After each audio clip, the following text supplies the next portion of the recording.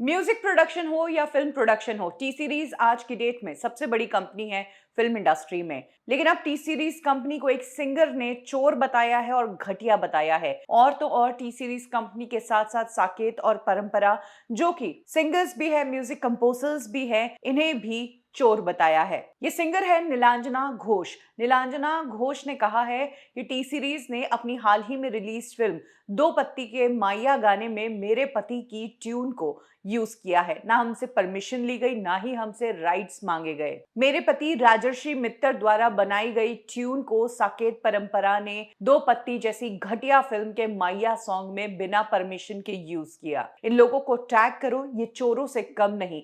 T series company को tag करो, साकेत परंपरा को भी टैग करो। टी सीरीज कंपनी पूरी की पूरी जोकरों से भरी है। तुम्हारी हिम्मत कैसे हुई इस तरह से हमारी ट्यून यूज करने की? तुम लोग बेशर्म हो, तुम लोग घटिया हो, तुम लोग चोर हो। तुमने आकर मेरे पति से उस ट्यून के राइट्स तक नहीं मांगे और तुमने उस ट्यून का इस्तेमाल कर लिया। तुम ऐसा कर कैसे सकते हो? नीलांजना ने पूरी कंपनी को शेम किया है, साकेत परंपरा को शेम किया है, साकेत की एक फोटो शेयर की है अपनी स्टोरी पर और कहा है कि तुम्हारा चेहरा देखने की भी इच्छा नहीं हो रही है, ऐसा लगता है तुम्हारे मुंह पर उल्टियां कर लूं, तुम एक नंबर के फ्रॉड हो। कुछ इस तरह से नीलांजना भड़की है। ये पहली बार नहीं है जब टी सीरीज पर चोरी के इल्जाम लगे हो। हालांकि ये मैटर्स अक्सर निपट जाया करते हैं और बहुत कम लोग बड़ी कंपनीज के खिलाफ बोलने की ताकत रखते हैं।